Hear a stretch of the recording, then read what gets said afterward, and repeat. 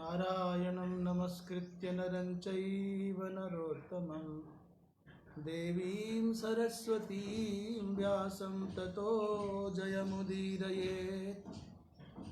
कृष्णाय वासुदेवाय हरये परमात्मने प्रणतक्लेशनाशाय गोविन्दाय नमो नमः। ईश्वरो गुरुरात्मेति मूर्तिभेद विभागिने व्योमवद्व्याप्तदेहाय दक्षिणामूर्तये नमः। दक्षिणामूर्तये नमः। शंकरं शंकराचार्यं केशवं बादरायणं सूत्रभाष्यकृतौ वन्दे भगवन्तौ पुनः पुनः। भगवन्तौ पुनः पुनः। या विद्या शिवकेशवादिजननी या वै जगन्मोहिनी या पञ्चप्रणवद्विरेफनलिनी या चित्कलामालिनी या पञ्चप्रणवद्विरेफनलिनी या चित्कलामालिनी।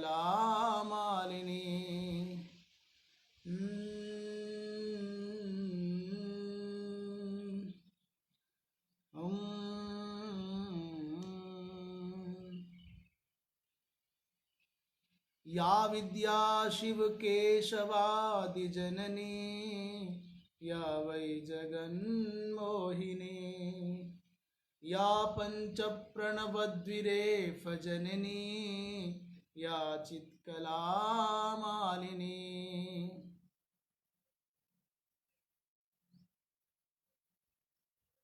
लो, ध्यान भी ध्यानावस्थित हो गया।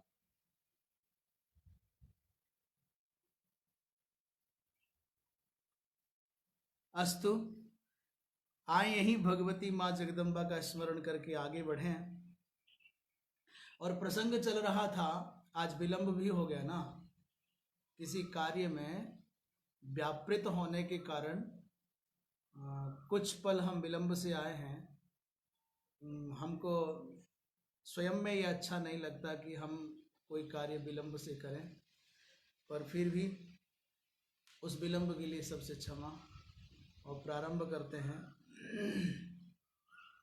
कल प्रसंग चल रहा था त्रैगुण्य विषया वेदा निस्त्रैगुण्यो भवार्जुन।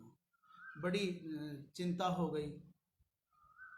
ये वेद त्रिगुणात्मक विषय का प्रतिपादन करते हैं, इसलिए हे अर्जुन तुम त्रिगुणातीत हो जाओ।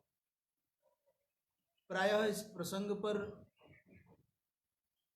प्रकाश डाल दिया है। त्रैगुण्य का अर्थ क्या है, त्रैगुण्य का अर्थ संसार है या त्रैगुण्य का अर्थ मनुष्य है, इत्यादि इत्यादि अलग अलग प्रकाश डाला। परंतु ये बहुत सुंदर विचार रखा है परमार्थ प्रपाटिकाकार ने। वो कहते हैं ये तो वेद की अमूलकता हो जाएगी। भगवान कृष्ण ऐसा कह रहे हैं कि वेद त्रिगुणात्मक विषयों को प्रस्तुत करते हैं और तुम त्रिगुणातीत हो जाओ, अर्थात वेदातीत हो जाओ। तो भगवान का जो वचन है कि वेदैश्च सर्वैरहमेव वेद्यः, इसका क्या होगा? और तस्मात् शास्त्रम प्रमाणम ते कार्याकार्य व्यवस्थितौ, इसका क्या होगा? इसलिए कि कुछ और है व्याख्या करने के लिए। अर्थात कुछ वो क्या है, बोले यथाधिकारम सत्वादि त्रिगुण संबंधी यद फलम तत्त्रैगुण्यम। यथाधिकार जो सत्वादि त्रिगुण संबंधी जो फल है उसी का नाम त्रैगुण्य है। और तदेव विषयो निरूपणीयत्वेन प्राप्तम येषु तथा विदा वेदा सन्ति। एक पक्ष ये भी रखा गया था कि वेद में कर्मकांड भाग के मंत्र अधिक हैं, उसकी अपेक्षा उपासना कांड का वर्णन अल्प है, और उसकी भी अपेक्षा ज्ञान कांड का भाग और भी अल्प है। इसलिए आधिक्य के कारण कहा होगा। कह रहे भाई, वेद प्रायः सत रज तम इन तीनों गुणों से संबद्ध विषयों को ही प्रतिपादित करते हैं, तो तुम इन सबके फलों से विमुक्त होकर के सात्विक फले नित्य सत्वस्थः सन निस्त्रैगुण्यो भव, तुम सात्विक फल में अवस्थित हो जाओ, इसलिए निस्त्रैगुण्य कहा है। उसको नित्यम शुद्धंच तत्सत्वम च तत्रस्थ तन्निष्ठः सन तेन तत्वज्ञानोत्पत्तो गुणत्रयातीतो भव। इसका भाव क्या है? जो नित्य शुद्ध है उसी को कहते हैं सत्व। सत रज तमात्मक इन तीनों गुणों के पार जाने की प्रक्रिया बता रहे हैं। तमोगुण के प्रभाव में जीने वाला जब तमोगुण के प्रभाव को छीन करके रजोगुण में प्रवेश करता है, तो तमोगुणी व्यक्ति की अपेक्षा, व्यक्तित्व की अपेक्षा, चिंतन की अपेक्षा रजोगुणी कुछ श्रेष्ठ है, उत्कृष्ट है। और जो विकास की प्रक्रिया, परिशोधन की प्रक्रिया में बढ़ता हुआ जब वो रजोगुण के स्वभाव को, प्रभाव को त्याग करके सतोगुण में आता है, तो उसकी भी अपेक्षा वो प्रकाशक होने के कारण वो अति अधिक उपकारक है आत्मज्ञान में। कहते हैं सत्व गुण का भी कोई फल है। ज्ञान संगेन बधनाति, सुख संगेन बधनाति ज्ञान संगेन चानघ। सत्व गुण का भी कोई ना कोई फल है, वो सुख संग से आदिक से बांधता है। मानो इसलिए कह रहे हैं तीनों गुणों से परे होने का अर्थ है कि सत्व गुण का भी जो फल है उसके प्रति भी तुम्हारे मन में आसक्ति न हो, सुख संग की भी आसक्ति न हो। तो सत्व माने जो नित्य और शुद्ध है, और शुद्ध का अर्थ यहां फलाभिसंधि रहित ही करना पड़ेगा, क्योंकि जहां फलाभिसंधि है वहां अनित्यता है, और जहां फलाभिसंधि राहित्य है वहां शुद्धत्व है और नित्यत्व है। उसी को कहते हैं सत्व। और तत्र सत्वे जस्य निष्ठा, उस सत्व में स्थित हो जाना ही, उसमें निष्ठा बन जाना ही ज्ञानोत्पत्ति का हेतु होता है, और वही गुणत्रयातीत अवस्था है। इसलिए निस्त्रैगुण्यो भव कहा है। तीनों गुणों के फलों से, प्रभावों से विरत होने की प्रवृत्ति को निस्त्रैगुण्य कहा है, गुणत्रयातीत कहा है। अत्र सामान्यतया क्या है, सत्व का स्वरूप बता रहे हैं। सत्व का स्वरूप यद्यपि कल भी बताया था, पर पुनः आज फिर सुन लें। उपासना में जो अवंचकता है, अवंचकता किसकी? मन, वाणी और कर्म की जो अवंचकता है उसी को कहते हैं सत्व। मन, वाणी, कर्म की जो अवंचकता है उपासना में, उसी का नाम है सत्व। तो नित्य सत्वस्थ हो जाओ, निष्कपट अवंचक हो जाओ। दूसरी, जो ये सत्व गुण है ना, इस वेदे न उपासनायाम, वेद के द्वारा उपासना में सबल और शुद्ध दो भेद किए हैं उपासना के। सत्व के फल के भी दो विभाजन कर दिए, एक सबल एक शुद्ध। तो कहते हैं तत्रैकम स्वर्ग सुख प्रापकम। इसमें जो सबल है वो स्वर्ग सुख का प्रापक है, परंतु जो अन्यत माने दूसरा है, शुद्ध है, वो तत्वज्ञानोत्पादक है। सत्व का भी वर्गीकरण करते हुए कह रहे हैं सबल और शुद्ध भेद से दो प्रकार का है। वेदोपासना के बारे में कर रहे हैं, उसमें जो सबल है वो स्वर्ग प्रापक है, जो शुद्ध है वो महाराज वो ज्ञानोत्पादक है। एतदेव भगवता अपि अग्रे निरूपयिष्यते, यही भगवान आगे कहेंगे। तत्र सत्वम निर्मलत्वात् प्रकाशकम अनामयम सुख संगेन बधनाति ज्ञान संगेन चानघ। और ये केवल भगवत गीता ही नहीं कह रही सत्व के विषय में, सत्वगुण के विषय में, आगे भी श्रुति रपि आस्वलोपनिषद, आस्वलायन एक ऋषि हुए हैं, तो वहाँ पर ये वर्णन आता है, वेदांत विज्ञान सुनिश्चितार्था संन्यास योगाद्यतयः शुद्ध सत्वाः ते ब्रह्मलोके तु परांत काले परामृतात् परिमुच्यन्ति सर्वे। वेदांत विज्ञान के माध्यम से जिनका अर्थ सुनिश्चित हो गया है, जिनका लक्ष्य, जिनका ध्येय सुनिश्चित हो गया है, जो संन्यास योग से संयुक्त यति हैं, जो शुद्ध सत्व माने शुद्ध अंतःकरण वाले सन्यासी हैं, ते ब्रह्मलोके तो परांत काले, परांत काल में ब्रह्मलोक में पहुंचते हैं, और परामृतात् परिमुच्यन्ति सर्वे, महाराज वो सब संसार से मुक्त हो जाते हैं। ब्रह्मैव लोको ब्रह्मलोकः, ब्रह्म ही है लोक, उसी को ब्रह्मलोक कहा है। ब्रह्मणा लोका, ब्रह्मलोका ऐसा अर्थ मत करो, ब्रह्म का लोक ऐसा अर्थ मत करो, बोले ब्रह्मैव लोकः, ब्रह्म ही स्वयं में अर्थात ब्रह्म में विश्रांत पाते हैं। ये उनका घर है, उसमें कोई रहता है, ये ब्रह्मणा लोक का अर्थ आएगा। ब्रह्मा के लोक में रहते हैं, पर यहाँ ऐसा नहीं है। ब्रह्मनिष्ठ ब्रह्मणि एव निष्ठाः, ब्रह्मलोक ब्रह्म एव लोकः तस्मिन् ब्रह्मलोके। तो शुद्ध सत्वेन रजस्तमसी अभिभूय, शुद्ध सत्व के द्वारा रजोगुण तमोगुण को अभिभूत करके, और जब महाराज सत्व का भी फल क्या है, तत्व ज्ञानोत्पत्तौ, तत्व ज्ञान की उत्पत्ति में पुष्प फलन न्यायेन सत्वोपरमोपि भवति। डाल पर पहले पुष्प लगता है और पुष्प ही परिवर्तित होकर के फल बन जाता है। ऐसे ही ये कोई अवस्थाएं कैसी हैं, बोले जो तमोगुण की वृत्ति है, वो तमोगुण की वृत्ति ही परिशोधन की प्रक्रिया से रजोगुण की वृत्ति बन जाती है। और वही अब ये नहीं है कि तमोगुण मर गया, तमोगुण की वृत्ति रूपांतरित होकर के रजोगुण के रूप में दिखती है, और रजोगुण की वृत्ति रूपांतरित होकर के सत्वगुण में परिवर्तित हो जाती है। जैसे सामान्यतया कोपलों के बीच में निकलने वाला कोई पल्लव भाग, किसले भाग ही पुष्प बन जाता है, कली बनता है, पुष्प बनता है। फिर ये नहीं कह सकते पुष्प मर गया फल बना, नहीं, पुष्प ही परिवर्तित होकर के फल बना है।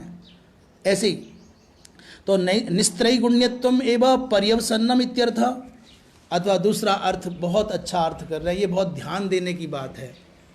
यद्यपि आज अत्यंत व्यस्तता थी और लग रहा था कि गीता जी का पाठ होना बहुत दुष्कर होगा, अत्यंत आवश्यक कार्य में व्यस्त होने के कारण, और इसीलिए सहसा मंगलाचरण करते हुए वो श्लोक स्मृति से कहीं ओझल हो गया है, तो वो कहीं किसी कार्य विशेष में व्यापृत होने के कारण ही विलंब भी हुआ। बहुत प्यारा अर्थ है, बोले क्या, यद्वा त्रैगुण्यम एव विषम, त्रैगुण्य विषम, और तद यापयन्ति तिरस्कुर्वन्ति ते त्रैगुण्य विषयाः एवं विधा वेदाः। बहुत गजब की बात है, त्रैगुण्य विषया का अर्थ कर रहे हैं, त्रैगुण्यम एव विषम, तीनों गुणों से संबद्ध जो प्रपंच कलाप है वो सब विष है। आप कहेंगे भाई सतोगुण बहुत अच्छा है, बड़ा पवित्र है, तो भाई जंजीर चाहे लोहे की हो या सोने की, पर काम तो बंधन का ही करेगी ना, वो काम तो बंधन का ही करेगी। वो रज्जू चाहे पुण्य की हो या पाप की हो, परंतु आखिर बांधेगी तो है ही है। हाँ, इतना अंतर है। पुण्य रज्ज्वा ब्रजेत ऊर्ध्वम और पाप रज्ज्वा ब्रजेत अधः। पुण्य की रस्सी में बंधा हुआ जीव ऊपर के लोगों की ओर खींचा जाता है या जाता है, और पाप रज्जु में बंधा हुआ फंसा हुआ जीव नीचे के लोगों को जाता है। किसी आचार्य ने, किसी भक्त ने, किसी प्रार्थना करने वाले साधक ने कहा, भगवन पाप प्रचयम इदम, ये जो मेरा पाप प्रचय है, बोले पुण्य पुंज मपि नाथ लुनीहि, मेरे पाप प्रचय को, पाप समूह को तो आप काटना ही काटना। और इतना कह करके थोड़ा ठहरा और भगवान से कहा कि मेरे पुण्य पुंज को भी नाथ काट डालो। लुनीहि माने कर्तय, विच्छेदनं कुरु विच्छेदय, भेदनं कुरु भेदय। किसी ने कहा, रे भाई ऐसा क्यों कह रहे हो, पाप कटे सो तो अच्छा है, परंतु पुण्य क्यों कटवाना चाहते हो? उसने कहा, भैया रज्जू चाहे सोने की हो चाहे लोहे की हो, बंधनम तत्र विशेषः। हथकड़ियाँ चाहे सोने की हो चाहे लोहे की हो, वहाँ तो बंधन प्रमुख है। पिंजरा चाहे सोने का हो चाहे लकड़ी का हो, लोहे का हो, वहाँ बंधन है। इसलिए कह रहे त्रैगुण्यमेव विषम। इसलिए सत्य गुण की प्रशंसा करने वाले घबरावे नहीं। त्रैगुण्य विषयक जो विष है उसी को त्रैगुण्य विष कहते हैं। उस त्रैगुण्य विषय को, विष का भी जो अपयापन करते हैं अर्थात तिरस्कार करते हैं, उन्हीं को त्रैगुण्य विषयाः अर्थात वेदाः। वेद इस रूप में त्रैगुण्य विषया हैं कि त्रिगुण जन्य जो सांसारिक विषयों का विष है उसका तिरस्कार करने की विधा बताते हैं वेद, उसको त्यागने की विधि बताते हैं वेद। इसलिए वेद कैसे हो गए, बोले त्रैगुण्य विषया वेदा। और कह रहे हैं ये प्रथमम निरूपितम अपि, ऐसा पहले कहा भी, त्रिगुण संबंधी स्वर्गादि फलम त्रैगुण्यम। लो साफ अर्थ कर रहे हैं, त्रिगुण संबंधी जो स्वर्गादि फल है उसका नाम है त्रैगुण्य, और तद विषम वही है विष, और वही घातक है। क्यों, बोले जन्म मरण पर्यवसायित्वेन। आप पुण्य के बल पर स्वर्ग चले गए और स्वर्ग में रहते रहते बहुत मौज आई, बहुत आनंद आया, और पुण्य हो गए क्षीण, तो क्षीणे पुण्य मृत्युलोकम विशंति, फिर नीचे आना पड़ेगा। आप हम सुनते हैं, हमको पता नहीं है कि वहाँ की व्यवस्था क्या है, पर ऐसा सुना है कि बड़े बड़े जो स्टार, बड़े कौन से होटल होते हैं बहुत बड़े बड़े, बहुत महंगे महंगे, उनको 5 स्टार या 3 स्टार या 7 स्टार कहते हैं, 7 स्टार भी होते हैं। तो बड़े बड़े होटलों में आप चले गए, पर जब तक का आपने फीस जमा किया है, वहाँ का खर्चा जमा किया है, तब तक आप वहाँ रह पाएंगे। जैसे ही आपका पेमेंट खत्म हुआ, आप निकाल दिए जाएंगे, राजी से निकल जाएगा, धक्के मार के निकाले जाएंगे। मेरा होटल से स्वर्गलोक का साम्य दिखाना उद्देश्य नहीं है, पर बात समझ में आ जाए सिर्फ इसलिए कह रहे हैं। जैसे किसी के मुख की सुंदरता को बताने वाला कवि चंद्रमा का उदाहरण देता है, उपमान उपमेय की कल्पना करके बताते, इतना खूबसूरत है जैसे चंद्रमा, तो चंद्रमा नहीं हो सकता, ना नीचे आ सकता है, पर समझाने के लिए। ऐसे ही जब आपके पुण्य के अकाउंट से, पुण्य के खाते से, पुण्य के विभाग से सब पुण्य द्रव्य चला जाता है, तो आपके स्वर्गातिक सुखों के भोगने की अवधि पूर्ण हो जाती है, फिर आपको निकाल दिया जाता है नीचे। इसलिए त्रिगुण संबंधी जो स्वर्गादि फल है उसका नाम है त्रैगुण्य, और वही है विष। कैसा, बोले घातक। क्यों, बोले जन्म मरण पर्यवसायी होने के कारण, बंधन का हेतु होने के कारण, पुनर्उपनिषद विभागई ही तद्यापयंती दूषयंती ते।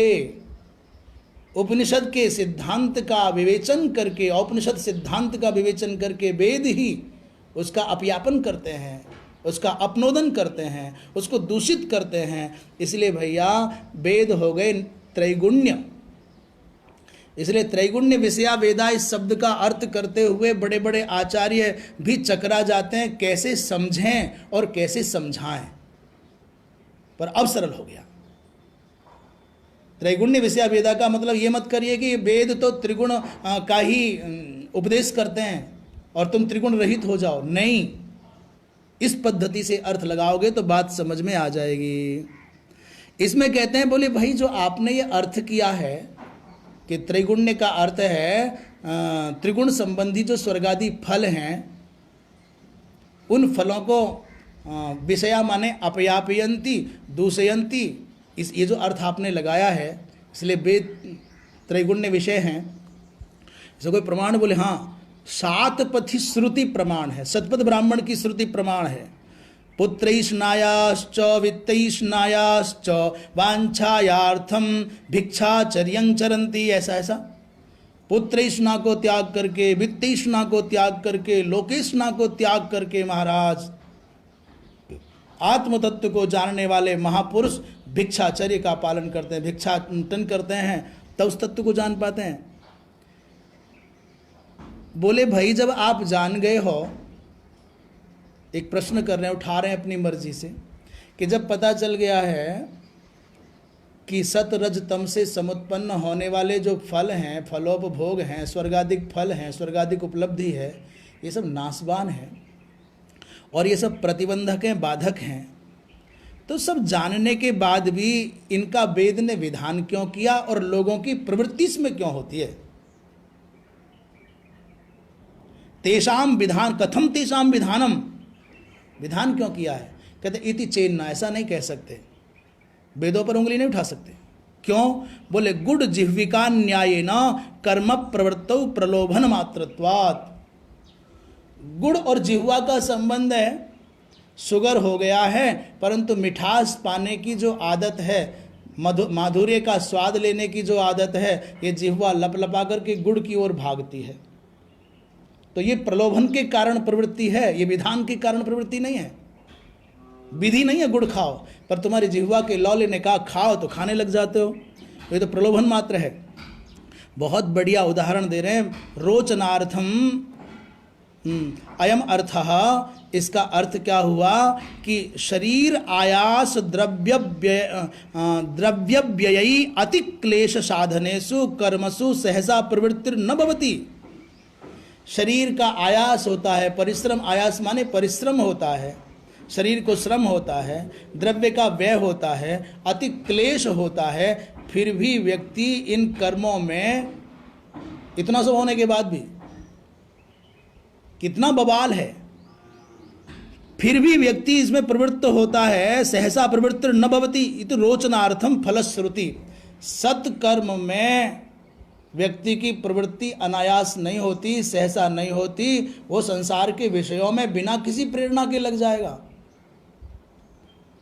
बताओ, धरती पर किसी पाठशाला में किसी आचार्य ने, किसी राजा ने, किसी संस्थान की स्थापना की है क्या?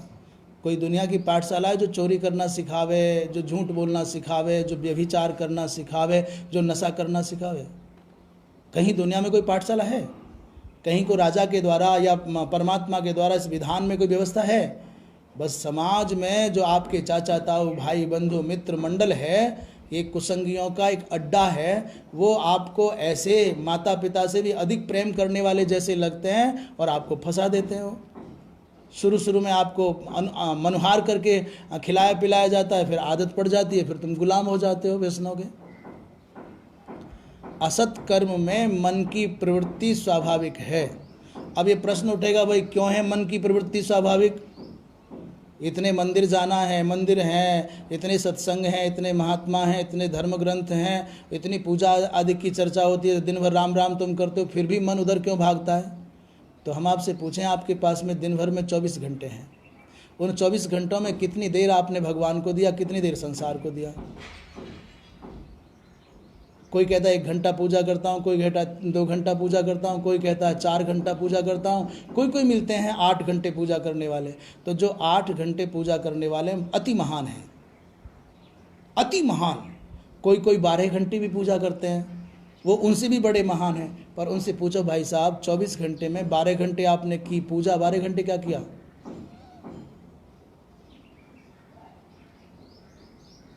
वो जो 12 घंटे आप खाली रहे, उससे क्या हुआ? संसार आया ना। तो दिन का विभाजन करें तो मुश्किल है, और जीवन का विभाजन करें तो बताओ, बचपन में भजन किया, जवानी में भजन कर रहे हो, बुढ़ापे में तुमसे भजन होगा? तो कितना तुम्हारा भजन हुआ और कितना कितना तुमने भगवान को समय दिया और कितना इस संसार को समय दिया। दूसरी बात, 84 लाख योनियों में कितने शरीर ऐसे हैं जिनमें आपने भगवान का भजन किया होगा? आप समग्र समष्टि की दृष्टि से विचार करेंगे तो केवल मनुष्य योनि है जिसमें आप भगवान के समीप जा सकते हो। बाकी सब में तो तुमने 2 ही काम किए हैं, भूख और भोग मिटाई है। भूख लगी तो खाना खाया है, भोग की इच्छा हुई तो भोग भोगा है। मक्खी मच्छर कीट पतंग सूकर कुकर जो भी बने, पर भूख और भोग के बिना जी नहीं पाए। तो वो जन्म जन्मांतर के संस्कार, जो वासना के संस्कार आपके चित्त में सन्निहित हैं, संरक्षित हैं, वही अनुकूलता पाकर के जागृत हो जाते हैं। इसलिए बार बार मनुष्य का चित्त भोग में और भूख की ओर भागता है। आँख नाक कान नहीं मिले शरीर को, हाथ पैर नहीं मिले शरीर को, फिर भी मक्खी महाराज भोग के लिए मरती है, भूख के लिए मरती है। इसलिए ये मत कहो कि क्यों ऐसा है। समग्र शरीरों में यही प्रमुख है। मनुष्य शरीर में केवल आत्मज्ञान के लिए, भगवत प्राप्ति के लिए अवकाश है, तो पूर्व जन्म के जन्मांतरीय संस्कारों के कारण ऐसा फंसता है। धर्म भी करना चाहता है संग के कारण, तो कुसंगियों के प्रभाव से दूषित भी हो जाता है। कह रहे हैं कि बड़ी परेशानी, शरीर आयास द्रव्य व्यय अति क्लेश होता है। भाई शरीर को श्रम भी होता है, धर्म करने में, भजन करने में, आसन पर बैठना पड़ता है, कुछ द्रव्य भी लगता है, अति क्लेश भी होता है। इसमें कौन प्रवृत्त होगा?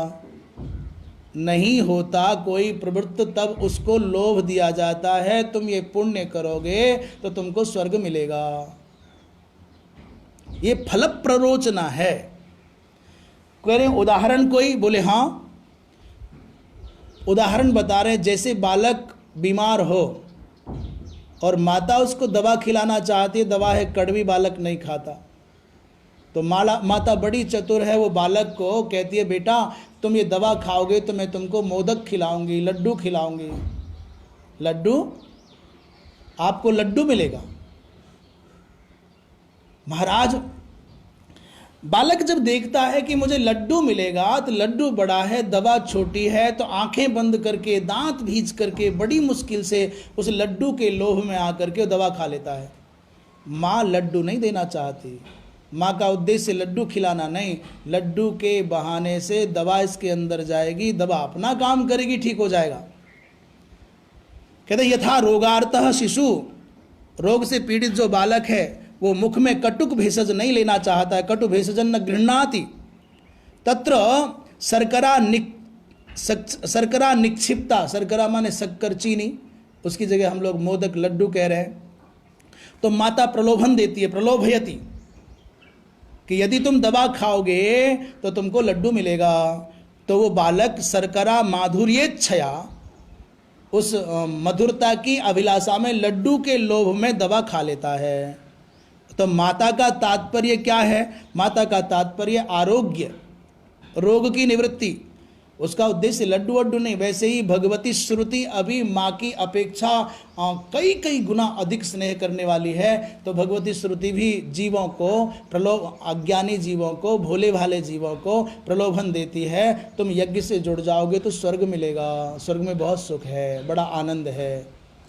तो जो लोग प्रलोभन से प्रसन्न हो जाएं, उनको प्रलोभन बस वेद मार्ग में लगाना, ये श्रुति, इसलिए वेदों में इनका वर्णन है। भगवती माँ श्रुति और जन्मदात्री माँ जननी, इन दोनों का साम्य दिखा रहे हैं। तो मैं आशा करता हूँ कि ये प्रसंग त्रैगुण्य विषयावेदा निस्त्रैगुण्यो भवार्जुन, ये समझ में आ गया होगा। अब आगे चलते हैं। भगवान कृष्ण कहते हैं सर्वेषु वेदोक्तेषु कर्मसु यानि अनंतानि फलानि, माने ये भगवान शंकराचार्य अग्रिम श्लोक की भूमिका की स्थापना कर रहे हैं। संपूर्ण जो वेद के द्वारा प्रतिपादित कर्म हैं उनके बहुत अनंत फल है, कोई सीमा नहीं है। उन फलों से किसी को कोई रुचि नहीं है। अब वो नहीं चाहता कि ये फल हमको चाहिए। तानि न अपेक्षन्ते अनंतानि फलानि सन्ति। तो जब वो फलों की इच्छा ही नहीं है तो क्यों करें उन कर्मों को? किमर्थम तानि, ईश्वराय इति अनुष्ठीयन्ते, ईश्वर को अर्पित करने की बुद्धि से भी क्यों करे, इति उच्यन्ते। अब उसको उच्यते ऐसा उसको समझा रहे क्यों करे। यावानर्थ उदपाने सर्वतः संप्लुतोदके तावान् सर्वेषु वेदेषु ब्राह्मणस्य विजानतः। खैरे भाई, एक व्यक्ति का काम कुआं के, सरोवर के, झरने के जल से चल जाता है, पानी पीना हो, नहाना हो, जो भी उपयोगिता है। उसी व्यक्ति को ऐसे विशाल विशाल गंगादिक नदियों के अथवा अमृत से भरे हुए समुद्र के पास भेज दो, अमृतोपम मधुर शीतल जल के पास भेज दो, तो जितना उसको नहाने और पीने में जल की आवश्यकता, उपयोगिता थी कुएं के जल से, झरने के जल से, वो व्यक्ति समुद्र के पास भी पहुंच जाएगा तो भी भैया उसको उतना ही तो पानी लगना है, सारा समुद्र तो खर्च कर नहीं पाएगा। ऐसे ही वेदों में तो बहुत कुछ वर्णित है। सकाम कर्म करने वाले प्रवृत्ति मार्गी जनों को बहुत बड़े बड़े यज्ञ करके, कर्म करके जो फल मिलता है, तावान सर्वेषु वेदेषु, ब्रह्म तत्व को जानने वाले, विजानता माने विज्ञाता को, आत्म तत्व के विज्ञाता को वो फल महाराज ऐसे ही प्राप्त हो जाता है। कह रहे हैं यावान अर्थ उदपाने, उदपाने शब्द का अर्थ, उदपाने कहते हैं कुआं समझ लो, सरोवर समझ लो, निर्झर झरना समझ लो। उदम माने उदकम, और पीयते यस्मिन इति उदपानम, जहाँ जल पिया जाता है, जो पीने योग्य जल है उसको उदपान कहते हैं, उस केंद्र को। तो उदपानम तस्मिन माने तस्मिन उदपाने स्नान पान पर्याप्तोदके, जिसमें नहाने और पीने आदि के जीवन निर्वाह के लिए आवश्यक जल है, पर्याप्त जल है, उस निर्झर में, उस पलवल आदि में महाराज काम चल जाता है जिस व्यक्ति का। और वही व्यक्ति भ्रमणम कृतवतः पुरुषस्य यावान अर्थ सिद्ध्यति, भ्रमणशील व्यक्ति का जितना प्रयोजन उस जल से होता है, और वही व्यक्ति यदि कदाचित भ्रमण करते करते एकत्र संप्लुतोदक महाहृद में, सिंधु के पास पहुंच जाए, तो फिर अब उसको कुएं की जरूरत नहीं है। कुएं से, सरोवर से, झरने से जितना जल अपेक्षित था, अब उनकी क्या आवश्यकता है, समुद्र से भी उतना ही काम चल जाएगा उसका, यहाँ की आवश्यकता नहीं पड़ेगी। ऐसे ही तथैव यावान सर्वेषु पूर्वोत्तर मीमांसादि दर्शनेषु, कर्मकांडादि विधियों के द्वारा जिन जिन कर्म फलों की अभिलाषा करके लोग प्रवृत्त होते हैं, जो फल उनको मिलते हैं कर्मकांडियों को, कहते हैं नैष्कर्म्य सिद्धि के अनंतर ब्रह्म तत्व के जानने वाले को वो फल ऐसे ही प्राप्त रहते हैं, वो चाहे या न चाहे।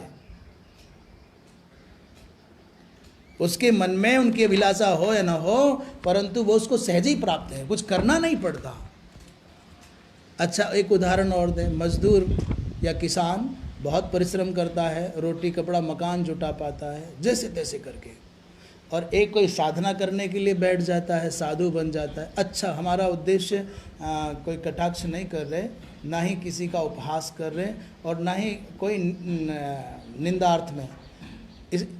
अच्छा, कोई भजनानंदी हो, किसी भी पद्धति से, भक्ति की पद्धति से, ज्ञान की पद्धति से, योग की पद्धति से, निराकार अथवा साकार की पद्धति से, विविध देवताओं के मंत्र जप, ध्यान, योग आदि की पद्धति से, जिस भी विधि से करे पर ईमानदारी से करे। साधु होने के लिए विद्वान होने की आवश्यकता नहीं है, साधु होना चाहिए, सरलता आवश्यक है, निष्कपटता आवश्यक है, इसलिए चतुरता की आवश्यकता नहीं है। वह भजनानंदी हो, किसी विधि से करे। महाराज, क्या उसको भी रोटी कपड़ा मकान के लिए परिश्रम करना पड़ता है क्या? जो संसार के श्रमशील व्यक्ति ने मेहनत करके पाया है, वो ब्रह्मानंद की मस्ती में झूमते हुए व्यक्ति को रोटी कपड़ा मकान जैसी आवश्यक वस्तुएं सुलभ नहीं हो जाती? खेती आदि करके जो श्रम करके पाया, एक रहने के लिए ठिकाना पाया, खाने के लिए भोजन पाया, तन ढकने के लिए वस्त्र, और जो भी, क्या वो सब भगवान का भजन करने वाले भगवत, यहाँ उद्देश्य हमारा कहने का है समुद्र के जैसी अपारता भगवत अनुग्रह में। कोई सामान्य सेठ को या सरकार को अपना मालिक बनाकर किसकी नौकरी करेगा तो जो पाएगा वो सब भगवान का नौकर बन करके नहीं मिलेगा क्या? मिलेगा ही, पर उसके अलावा भी उसके पास में भगवत कृपा एक अतिरिक्त विलक्षण लाभ है। कह रहे हैं भगवान भाष्यकार की दृष्टि में देख लें, यथा जैसे लोके माने लोक में कुआ, तड़ाग आदि अनेक उद्पान हैं। उद्पान माने कुआ आदि, आप समझ आए, सुन आए हैं, अथवा उनको कहें उद्पान कैसे हैं, परिच्छिन्नोदक हैं, सीमित जल वाले, परिच्छिन्न जल वाले। तो यावन माने यावत परिणाम स्नान पान आदि के लिए जितना आवश्यक है जल वो वहाँ मिल जाता है उसको, परंतु उतने ही सारे काम स्नान जलपान आदि तो सर्वतः संप्लोदोदक, वो सब महासमुद्र में असीमित जल वाले जल केंद्र में भी तो मिल जाते हैं, प्राप्त हो जाते हैं। तो क्षुद्र का सेवन क्यों करें, महत के पास क्यों न जाएं, तुच्छ रागद्वेष युक्त स्वामी का वर्ण क्यों करें, जो सर्वांतर्यामी सर्वज्ञ सर्वशक्तिमान परमात्मा है उसकी शरण क्यों स्वीकार ना करें, ये सब तो वहाँ भी पूर्ण हो जाएगा। एवं तावान, इसी प्रकार तावत परिणाम एवं संपद्यते सर्वेषु वेदेषु वेदोक्तेषु कर्मसु, यह अर्थ महाराज वेदोक्त कर्मों के द्वारा जिन अर्थों की सुख विशेष की कर्म फल की उपलब्धि होती है वह अर्थ तो ब्रह्म तत्व को जानने वाले कर्म सन्यासी जो परमार्थ तत्व को जानने वाला है उसको वो सब अर्थ परिच्छिन्नानंदानाम अपरिच्छिन्नानंदानांतर भावात, बहुत सुंदर शब्द का वाक्य का प्रयोग हुआ है। दो वाक्य का प्रयोग यहाँ हुआ है। पानी वाले प्रसंग में उद्पान और सर्वतः संप्लोदोदक प्रसंग में क्या समझना है, बोले परिच्छिन्नोदकानाम अपरिच्छिन्नोदकांशत्वात्, परिच्छिन्न जल वाले, थोड़े जल वाले जो केंद्र हैं, स्थान हैं, वो क्या हैं, बोले अपरिच्छिन्नोदकांश हैं, महत जल वाले केंद्रों के हिस्से ही तो हैं। बिंदु एक बूंद है और सिंधु बिंदुओं का समूह है। तो समुद्र के महाजल से ही निर्गत जल के द्वारा तालाब, झरना, सरोवर, कुआं ये बने हैं। इसलिए परिच्छिन्नोदकानाम अपरिच्छिन्नोदकांशत्वात्, ये अर्थ लगाना चाहिए। दूसरा यहाँ कर रहे हैं कि कर्मकांडी के द्वारा, कर्मकांड आदि के संपादन के द्वारा जो सुख आदि प्राप्त होते हैं, आनंद आदि प्राप्त होते हैं, वो क्या है, बोले परिच्छिन्नानंद हैं। परिच्छिन्न माने सीमित आनंद है। तेषाम परिच्छिन्नानंदानाम अपि अपरिच्छिन्नानंदांतर भावात्, ये सब छोटे छोटे तुच्छ तुच्छ सुख, महासुख, महानंद उसके अंतर्भाव हो जाएंगे, अंतर्भूत हो जाएंगे। जैसे महाकाश के अंतर्गत ही घटाकाश है, अंतर्भाव होने के कारण सह सर्वम, इसमें प्रमाण दे रहे हैं छांदोग्य उपनिषद का। कह रहे हैं भाई यत् स वेद, यत् स वेद माने प्रसंग से यहाँ पर रैक्य का प्रसंग आ रहा है। छांदोग्य उपनिषद के 4 अध्याय के अंतर्गत ये प्रसंग है। कह रहे यत् स वेद, ये जो रैक्य जिस तत्व को जानता है, यस्तद वेद, उसी तत्व को जो जो जानने वाला है, यह तत्त्वम परमात्मानम वेद, आत्मतत्वम वेद माने जानने वाला है। महाराज सह सर्वम तद अभिसमेति, वह आत्मतत्व को रैक्य की भांति आत्मतत्व को जानने वाला जो कोई भी है वो भी सब कुछ प्राप्त कर लेता है। क्या, बोले यत् किंच प्रजा साधु कुर्वन्ति, इस प्रजा के जो लोग जो भी सुकृत करते हैं, सत्कर्म का संपादन करते हैं, वो आत्मतत्व के जानने वाले को भी प्राप्त हो जाता है। ऐसा भगवान भाष्यकार कह रहे हैं। तस्मात्, इसीलिए ज्ञान निष्ठाधिकार प्राप्त है प्राक, ज्ञान निष्ठा की अधिकारिता की प्राप्ति से पहले कर्मणि अधिकृतेन, कर्म में लगे हुए लोग कूप तडागादि अर्थ स्थानीय, कूप तडाग आदि से जो स्वल्प जल की अपेक्षा रहती है, तद्वद एव स्वकीयेषु कर्मसु तई कर्म कर्तव्यम एव, अपने कर्मों में सबको व्यस्त रहना ही चाहिए, कर्मों का संपादन करना ही चाहिए, क्योंकि जब तक ज्ञान निष्ठा की अधिकारिता प्राप्त नहीं होगी तब तक उनको अपने वर्ण और आश्रम के अनुसार, वर्णाश्रम धर्म के अनुसार अपने अपने कर्मों का संपादन करना ही होगा। आगे भगवान कहते हैं कि कर्मण्येवाधिकारस्ते मा फलेषु कदाचन मा कर्म फल हेतुर्भो मा ते संगोस्त्वकर्मणि। भगवान ने आगे कहा, अरे भैया तुम्हारा कर्मणि एव अधिकार है, कर्म में ही तुम्हारा अधिकार है। फलेषु कदाचन माँ, तुम्हारा फल में कभी अधिकार नहीं है। कस्याम अभी अवस्थायाम, फल क्या? बोले स्वर्गादि जो फल है, तुम्हारा भोगाधिकार स्वर्गादि फल में, तुम अभिलाषा मत करो। तो किसी ने कहा कि भाई फिर हम,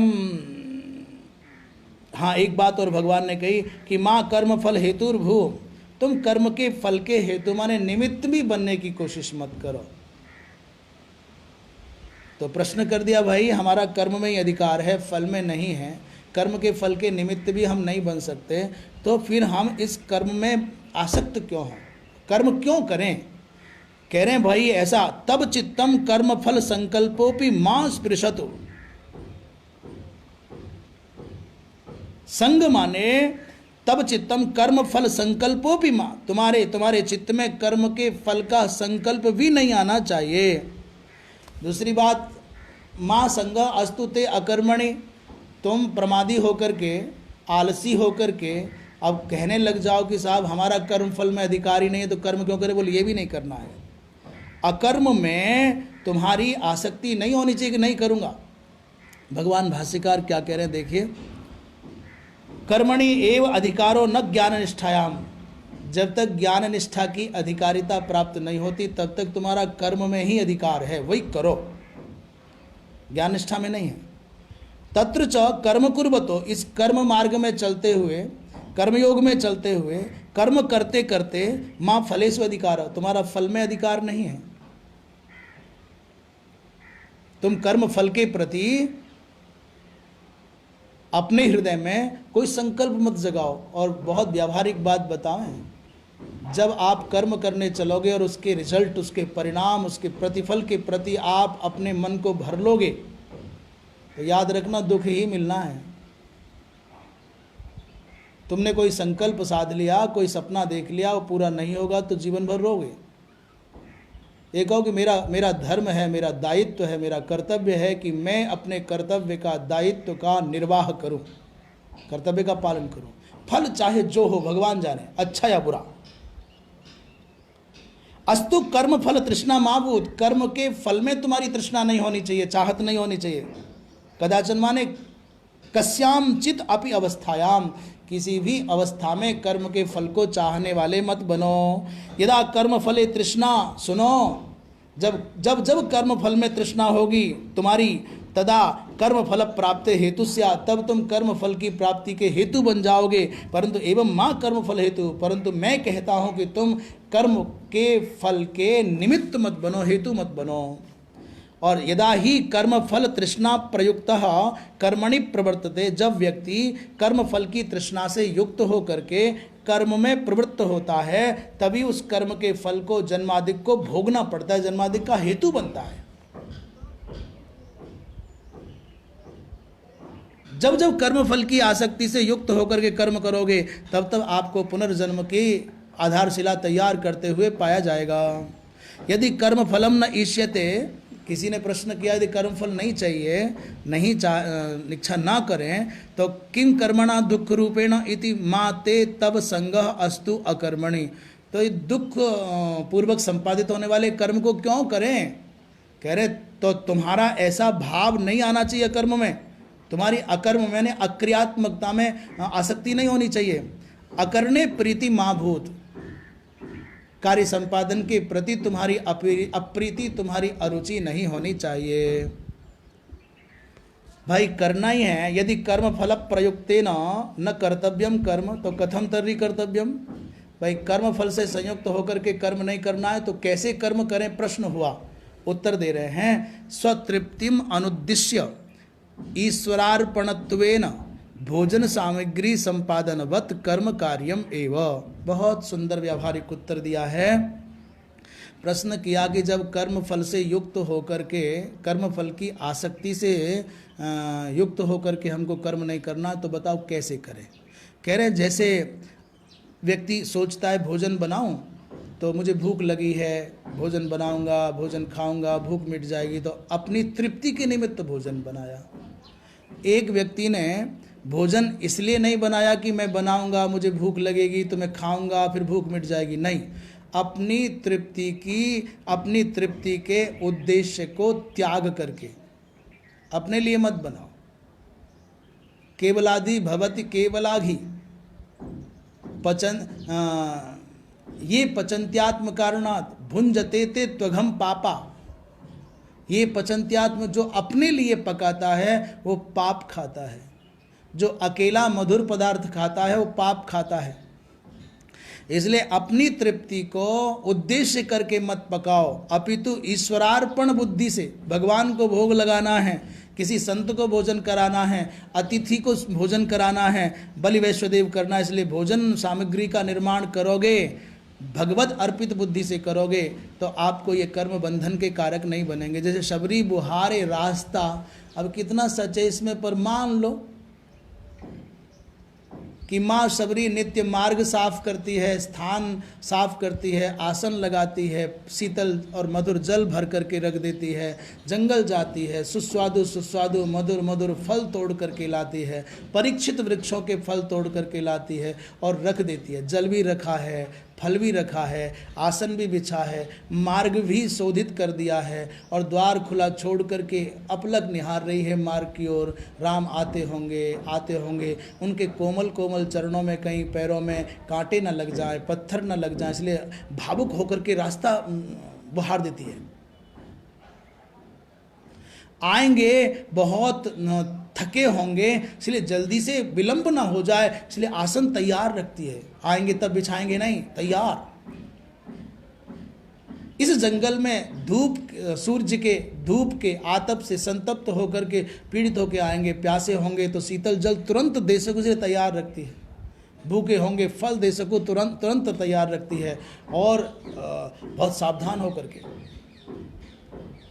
जिसको अंग्रेजी में कहते हैं अलर्ट, अवेयरनेस, जागृति के साथ, सावधानी के साथ, प्रमाद में नहीं, आलस्य में नहीं, प्रतीक्षा में। लोग बहुत खिन्न होते हैं पर वो प्रतीक्षा में प्रसन्न है, आनंद में, हर दिन करती है ऐसा। इसमें दो बात, यद्यपि आवश्यकता नहीं है, प्रसंग बस कह दें कि जो लोग कहते हैं ना बेर झूठे खिलाए, ये बात बिल्कुल कहीं वर्णित नहीं है। बेर होता ही छोटा सा है, तो झूठा ही कर दिया तो बचेगा क्या? झूठा तो कहीं लिखा ही नहीं है। और दुनिया जानती है, जो जानते हैं बाग के पेड़ों के गुणों को, दोषों को, बोले इस पेड़ का मीठा है, इस पेड़ का खट्टा है, ये अच्छा है, बुरा है। जो परीक्षित वृक्ष है उनसे तोड़ तोड़ करके अच्छे अच्छे फल लाती है। कंदमूल फल खिलाए हैं भगवान को, ऐसा तो रामचरितमानस में लिखा है, सर्वत्र ही ऐसा वर्णन है फलादिक का। तो माता शबरी, अच्छा क्या आप नहीं कर रहे? बस अंतर इतना है, माता शबरी को दृढ़ विश्वास है अपने गुरु के वचनों पर कि भगवान आवेंगे, कर आप भी रहे हैं। आप भी अपने घर में ठाकुर जी को आसन पर पधराते हैं, उनको जल रखते हैं, स्नान कराते हैं, भोजन रखते हैं, नैवेद्य लगाते हैं, घंटी बजाते हैं। आप भी नित्य वही काम कर रहे हो जो शबरी करती थी। क्रिया में भेद नहीं है, भेद है भाव में, विश्वास में। आपको दृढ़ता से विश्वास नहीं है कि इन्हीं में से प्रकट होकर के भगवान आएंगे। आपकी प्रतीक्षा में बेचैनी नहीं है, बेकली नहीं है, औपचारिकता है आपकी क्रियाओं में। जिस दिन आपकी क्रियाएं अनौपचारिक हो जाएंगी, जिस दिन आपकी क्रियाओं में विश्वास का भाव का दीपक जल उठेगा, प्रकाश आ जाएगा, उस दिन यही शबरी की भक्ति के जैसी आपकी ये क्रियाएं सामान्य हो जाएंगी, आप आनंद से भर जाएंगे। तो भाई आगे कहा कैसे करना है, बता रहे हैं। योगस्थः कुरु कर्माणि संगम त्यक्त्वा धनंजय सिद्ध्य सिद्ध्यो समो भूत्वा समत्वम योग उच्यते। करना है तो समत्व योग में अवस्थित होकर के कर्म करो। वो समत्व योग क्या है? बोले निर्विकारता। योग में अवस्थित होकर के कर्म करना चाहिए। योग का अर्थ किया है परमेश्वर सानिध्य, तत्र कृत निश्चय। योगस्थ का है परमेश्वर के सानिध्य में अवस्थित होकर के कर्म करो। उपसमीपे वासः उपवासः, भगवान के समीप रहना, भगवान की दृष्टि में रहना, भगवान आपकी स्मृति में भगवान रहें और आप भगवान की दृष्टि में हैं, यह अनुभव रहे। हर पल आपके चित्त में ये जागृति आ गई कि भगवान मेरी स्मृति में है और मैं भगवान की दृष्टि में हूँ, भगवान की दृष्टि में आप हैं, ये आपको रहे याद। मैं मालिक की नज़र में हूँ, कोई अनर्थ ना हो जाए, कुछ दोष ना हो जाए, मेरी किसी इंद्रिय का मुझसे कोई दुरुपयोग ना हो जाए, मेरा मन कहीं कुमार्ग पे ना चला जाए, मैं मालिक की नज़र में हूँ। आप भगवान की नज़र में हैं, ये हमेशा याद रहे। सीसीटीवी से मत डरो, ये धोखा दे जाएगा, परंतु वो धोखा देने वाला नहीं है, उसकी नज़र में है।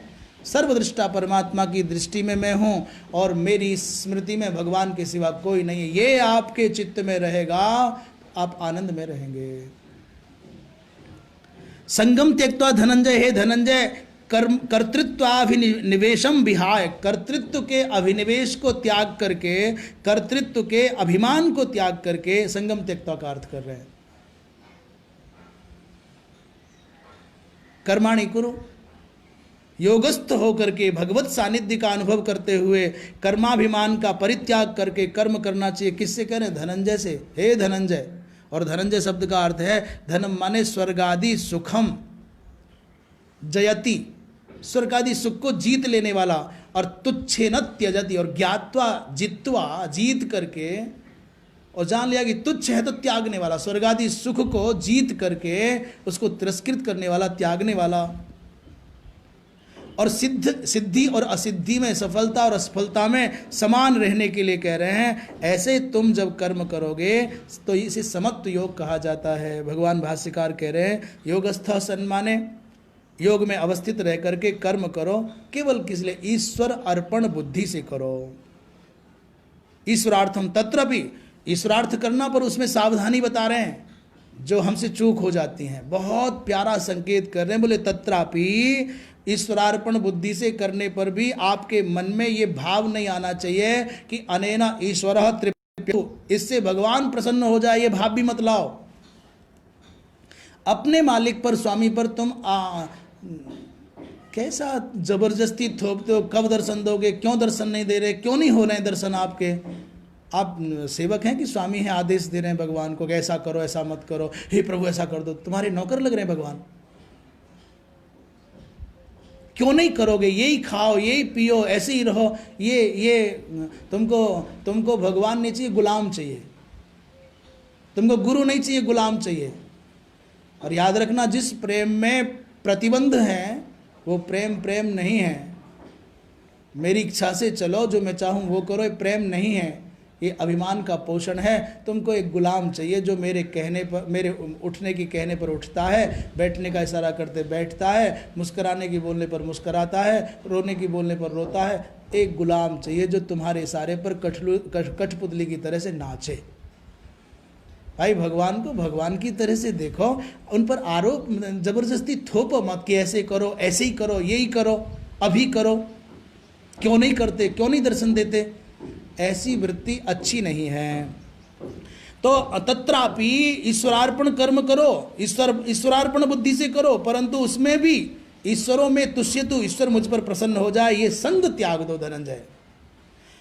फल तृष्णा शून्येन जनेन क्रियमाणे कर्मणि, फल तृष्णा शून्य मनुष्य के द्वारा जो कर्म किए जाते हैं उनसे क्या होता है, बोले सत्व शुद्धिजा, अर्थात अंतःकरण की शुद्धि उत्पन्न होती है और उससे ज्ञान प्राप्ति लक्षणा की प्राप्ति होती, सिद्धि होती। सिद्धि क्या है? सिद्धि माने ये नहीं है कि पानी पर चल गए, आकाश में उड़ गए, यहाँ दिख गए, वहाँ दिख गए, तुम्हारे मन की बात जान गए। ये तमाशे तो बाजीगर जादूगर भी बहुत कर लेते हैं। सिद्धि ये नहीं है। सिद्धि है अंतःकरण सत्व शुद्धिजा ज्ञान प्राप्ति लक्षणा सिद्धि। महाराज, जब फल तृष्णा शून्य होकर के मनुष्य कर्म करता है, उसका अंतःकरण शुद्ध होता है।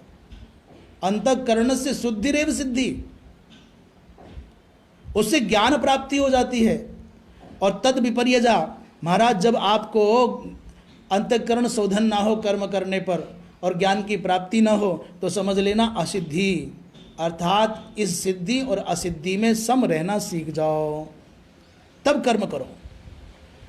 तो कह असौ योगो यत्रस्थ कुरु, ये कौन सा योग है जिसमें रह करके, जिसमें स्थित रह करके कर्म करना है? बोले ये सिद्धि और असिद्धि रूपी दोनों के बीच में जो समत्व अवस्था है, यही योग है। इसमें अवस्थित होकर के कर्म करना चाहिए। यद्यपि बहुत अवकाश है चर्चा करने का, बहुत प्यारे ये भाव है, जीवन से जुड़े हुए हैं। हर पल आपके साथ में गीता है, पर आपको स्मरण में नहीं है। जैसे कोई दरिद्र, अभागा, दुखी व्यक्ति, गरीब, बहुत सुंदर हीरे के पाषाण से कोई रत्न को उसने चटनी घिसने के लिए सल पर बटना बना के छोड़ा हुआ है, और रोता है, रोटी नहीं है, खाने को नहीं है, भीख मांगता है, और रोज़ मांग करके मिर्च लाता है, नमक लाता है और चटनी घिसता है। किससे? बोले अरब खरब के मूल्य वाले उस रत्न के पाषाण से। किसी जौहरी ने, कोई संत आए, उसने रोना रोया, महाराज बहुत दरिद्र हूँ, बहुत भूखा हूँ, मेरी गरीबी मिटती नहीं है। उन्होंने कहा पत्थर क्या है तेरे यहाँ? बोले साहब चटनी पीसने का बटना है। उन्होंने कहा तू गरीब है? बोले हाँ। बोले पत्थर तुझे मालूम है क्या है? बोले साहब चटनी पीसने का काम आता है, इतना ही जानता हूँ मैं तो। उन्होंने कहा भैया ये तो इस संसार में अमूल्य पाषाण है, और इस अमूल्य मणि के रहने पर भी तेरे अंदर दरिद्रता है, दुर्भाग्य की बात है। छोटे छोटे तुच्छ पदार्थों की प्राप्ति में आपके पास में जो भगवत कृपा का भाव है, जो मानव जीवन मिला है, जो अनुपम श्वास रूपी मणि मिली है, उसको हम व्यर्थ गंवा रहे हैं। ये हमारा दुर्भाग्य है। नित्य नित्य परमात्मा का सानिध्य हमको प्राप्त है, और हम अनित्य पदार्थों को पाने की लालसा में कितने पीड़ित रहते हैं। बहुत उपयोगी, बहुत आवश्यक साधना करने वाले व्यक्ति को ये स्वाध्याय करना चाहिए। इन्हीं शब्दों के साथ वाणी को विराम। सर्वे भवन्तु सुखिनः, सर्वे सन्तु निरामयाः, सर्वे भद्राणि पश्यन्तु, मा कश्चित् दुःख भाग् भवेत्। नारायण नारायण नारायण।